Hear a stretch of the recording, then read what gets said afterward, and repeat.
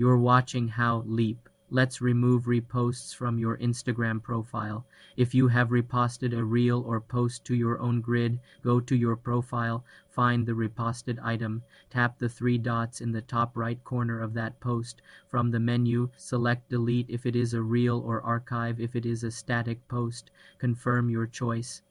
The repost will be removed from your profile.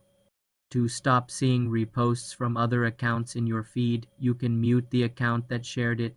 Tap the three dots on their repost, select Not Interested, or go to their profile, tap Following, and select Mute. This will hide their future posts and reposts from your feed. You cannot delete a repost from someone else's profile. You can only hide it from your own view or mute the account. For more simple computer tutorials, subscribe to the channel.